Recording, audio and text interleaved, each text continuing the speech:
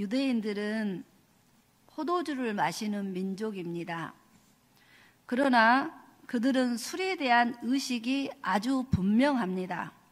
한마디로 말하면 술을 아주 조심해야 된다는 것입니다. 이스라엘 사람들은 술을 어떻게 조심했을까요? 성경에 보면 포도주란 이 말이 많이 나옵니다.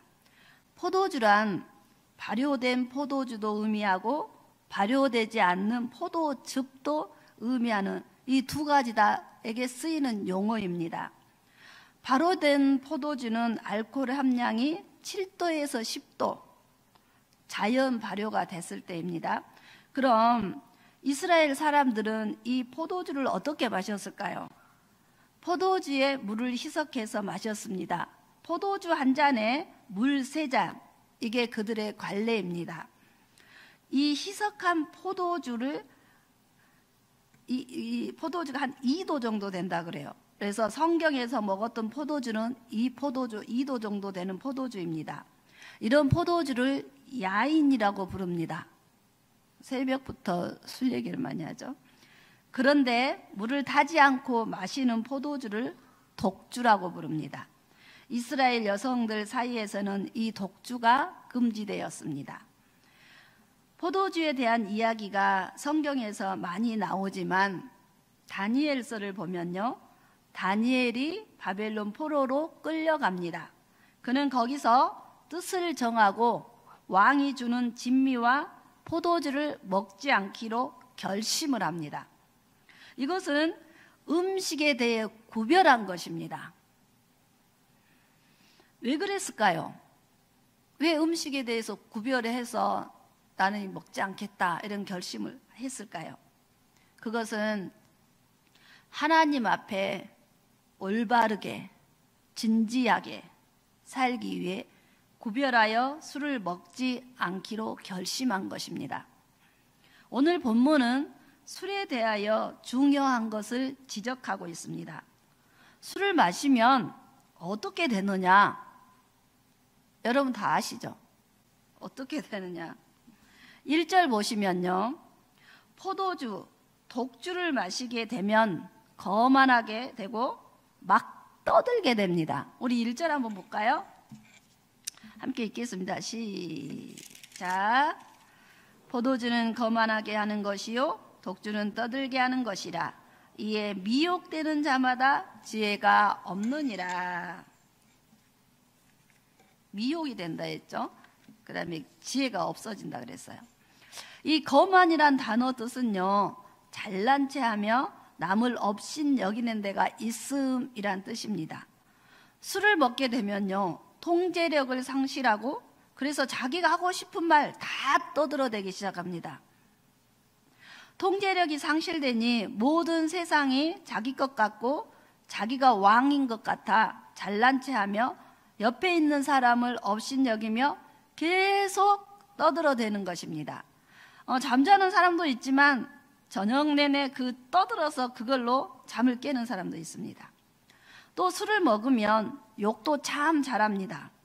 평소에는 순하고 말도 없는 사람이 술을 먹으면 변합니다. 자식들, 내가 누군 줄 알아? 이런 말을 서슴없이 합니다. 여러분 속에 그런 내가 누군 줄 알아? 이러신 분들 없죠? 과거에 내가 누구였는데? 이 술을 먹게 되면 막 말도 없으신 분이 평소엔 순하면 내가 누군지 알아? 막 욕을 한다는 것입니다. 왜 그러냐면 절제를 잃어버렸기 때문에 떠들고 인격과 교양이 변질된다는 것입니다. 술을 마시게 되면요, 간과 신장에 손상이 가고요, 뇌 세포가 파괴됩니다. 그래서 자기 의지가 약해지고 자기 통제력이 사라지면서 도피적인 성향으로 변화가 되고 실수가 많고 교만해지고 떠들다 보니 2절 보겠습니다. 우리 2절 한번 읽겠습니다. 시작. 왕의 진노는 사자의 부르짖음 같으니 그를 노하게 하는 것은 자기의 생명을 해하는 것이니라.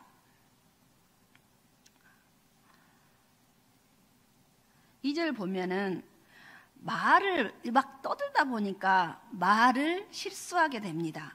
그래서 이게 통제력이 없어지다 보니까 왕 앞에서도 못할 소리를 했다는 것입니다. 내가 왕 앞이라고 할 말을 못할 줄 알아? 이런 객기를 부렸다는 것입니다. 이렇게 하면 왕이 어떻게 할까요? 왕이 노하니까 자기 생명이 위험하게 됩니다. 3절 보시면요, 우리 3절 같이 읽겠습니다.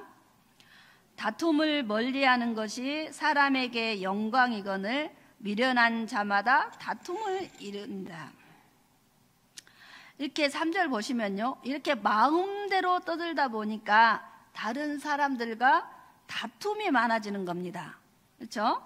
이렇게 말에 실수도 많아지게 되죠. 막 떠들다 보면, 말을 많이 하다 보면, 어쨌든 말을 많이 하면 말에 실수가 있습니다.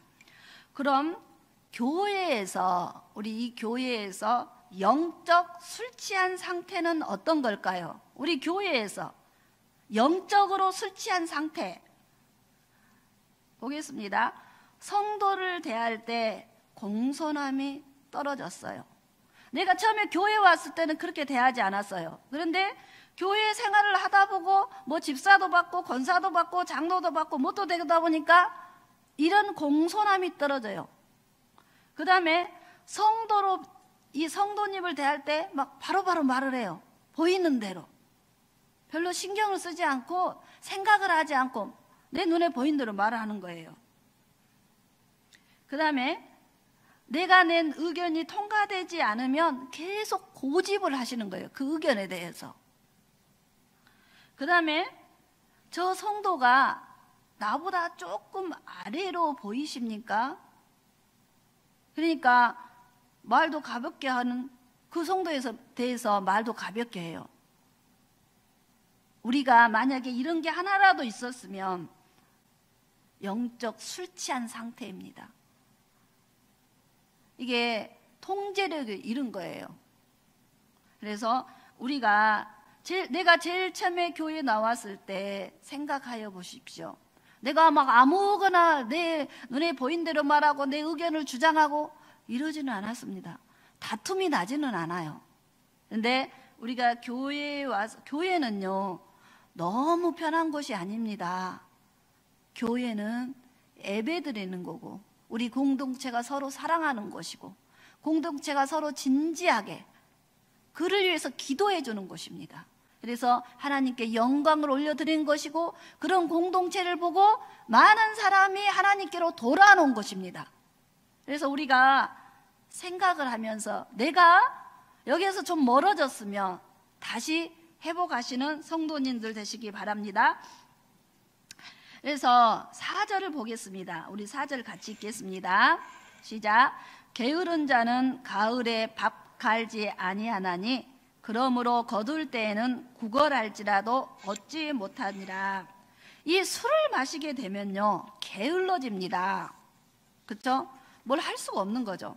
그래서 밭을 갈아야 될 때 밭을 갈지 않게 되고, 그 결과 거둘 것이 없고 가난해진다는 것입니다. 천상병 시인의 시 귀천을 보면요, 제가 잠깐 마지막 부분을 읽어드리겠습니다. 나 하늘로 돌아가리라. 아름다운 이 세상 소풍 끝내는 날 가서 아름다웠더라고 말하리라. 이렇게 말합니다. 우리는요 하늘로 본향으로 돌아갈 자들입니다. 이 세상 소풍 끝내고 아버지 앞에 서야 합니다. 성경을 보면요 우리의 행위를 기록한 책이 있다고 합니다. 이 세상에서 이렇게 술은 미혹이 되었다는 그 상징적으로 술을 지금 성경에 표현을 했어요. 이 세상에서 우리가 무엇에 미혹되어서 술 취한 사람처럼 게을러서 영적 밭을 갈아야 될 때, 그때가 있는 거예요. 밭을 갈지 않게 되어 그 결과 거둘 것이 없게 되면요 미혹되어서 시간을 허랑방탕 다 날려버리고 아무것도 없이 하나님 앞에 서게 되면 하나님께서 너 뭐하다 왔니 하면 그때는 이미 늦어버렸다는 것입니다. 누가복음 2장 36절 보면요, 안나라 하는 선지자가 있는데 결혼한 지 7년 동안 남편과 함께 살고 과부된 지 84년이라 합니다. 그녀는 성전을 떠나지 않고 주야로 금식하며 기도함으로 섬겼다 그랬어요. 성경책에 기도함으로 섬겼다, 기도가 섬긴다는 것입니다. 나이가 매우 늙었더라, 성경에 그렇게 말씀하십니다. 과부된 지 84년이고 성전을 떠나지 않고 주야로 금식하며 섬겼다고 합니다. 과부된 지 84년, 성전을 떠나지 않고 주야로 금식하며 기도하고 섬겼다고 해요. 여러분 생각을 해보세요. 남편과 옛날에 좀 젊은 나이에 결혼하잖아요. 결혼해서 7년밖에 살지 않았어요. 그러면 얼마나 젊은 과부가 됐겠어요. 그렇죠? 그러면 얼마나 많은 유혹과 미혹이 따랐겠습니까? 이 안나 선지자 삶 가운데에서요. 얼마나 많은 고통이 있었겠습니까? 여러분, 내가 처한 이 환경이 이 안나 선지자보다 더 안 좋은 분 계세요? 더 먹고 살기에 바쁘신 분 계세요? 이 안나 선지자는요, 나이가 늙어서까지 성전에서 주야로 기도하며 섬겼다 해요. 이 안나 선지자는 영적으로 게을리지 않았습니다. 그 결과가 무엇입니까? 아기 예수님이 성전에 들어올 때 아기 예수님을 영접할 수 있었어요. 하나님께 감사하고 예루살렘 속량을 바라는 모든 사람에게 아기 예수에 대하여 증언하였다는 것입니다. 우리는요, 영적인 일에 집중해야 하고 시간을 내어서 기도하러 와야 되고요, 시간을 내어서 예수를 증언해야 합니다. 이것이 영적인 밭을 가는 것입니다. 할렐루야. 오늘 본문은 술에 대하여 한마디로 정의합니다. 1절 끝에서 이에 미혹되는 자마다 지혜가 없느니라, 지혜가 없다고 했는데요, 그럼 지혜는 무엇일까요? 지혜는 하나님을 경외하고 하나님 앞에서 내가 누구인가를 바로 알아야 돼요. 바로 알고, 그리고 내가 어떻게 살아가야 하는가를 알고 행하는 게 지혜입니다. 그럼 이 지혜를 방해하는 것이 무엇일까요? 미혹하는 것들입니다. 에베소서 5장에서는 술 취하지 마라, 방탕한 것이다, 오직 성령의 충만함을 받으라, 세월을 아끼라 그래요. 성령 충만함을 받아 시간을 허랑방탕하게 쓰지 말고 영원 살리는 일을 하시고 기도로 섬기는 시간을 쓰라는 것입니다. 또 때가 악하다고 하시고 어리석은 자가 되지 말고 주의 뜻이 무엇인가 분별하라고 하십니다. 세상에서는 똑똑한 것 같고 잘 나가는 것 같아도 하나님 보시기에 그렇지 않으면 하나님은 어리석은 자다 합니다. 그래서 주의 뜻을 분별하기 위해야 되고, 주의 뜻을 분별하기 위해서는 성령 충만함을 받고 내 영혼을 미혹하는 수많은 것들로부터 벗어나야 합니다. 그래서 술에게, 미혹에게 나를 내두지 말고 성령께 나를 드리고 성령께 붙들려야 된다는 것입니다. 그래야만 아름다운 이 세상 소풍 끝내는 날 가서 아름다웠다고 말할 수 있을 것입니다. 기도하겠습니다. 하나님 아버지, 저희가 미혹된 것이 있습니까? 돈에 미혹되었습니까? 자식에게 미혹되었습니까? 일에 미혹되었습니까? 모임에 미혹되었습니까? 취미 생활에, 건강에 미혹되었습니까? 이 모든 것을 끊고 오직 안나 선지자처럼 예수님 증언하고 기도로 섬기게 하여 주시옵소서. 감사를 드리며 예수님의 이름으로 기도합니다. 아멘. 주기도문 하겠습니다. 하늘에 계신 우리 아버지, 아버지 이름을 거룩하게 하시며 아버지 나라가 오게 하시며 아버지의 뜻이 하늘에서와 같이 땅에서도 이루어지게 하소서. 오늘 우리에게 일용할 양식을 주시고 우리가 우리에게 잘못한 사람을 용서하여 준 것 같이 우리 죄를 용서하여 주시고 우리를 시험에 빠지지 않게 하시고 악에서 구하소서. 나라와 권능과 영광이 영원히 아버지의 것입니다. 아멘. 이 시간 기도하시겠습니다. 먼저 이 나라를 위해서, 이 혼란한 나라를 위해서 우리가 하나님께서 이 나라를 지켜주시고 저희가 이 당이다 저 당이다가 아니라 하나님 뜻을 분별하는 저희가 되어서 이런 어려운 이 시대에도 하나님 뜻이 분명히 있는 줄 믿습니다. 그 뜻이 이루어질 수 있도록 저희들은 기도해야 된다고 생각합니다. 그리고 우리가 기도로 섬겼을 때 우리의 다음 세대들이 살아나갈 수 있습니다. 그래서 하나님, 이제 미혹되는 것에서 벗어나서 기도로 섬기는 저희들이 되게 하여 주시옵소서. 예수를 증언하는 저희들이 되게 하여 주시옵소서.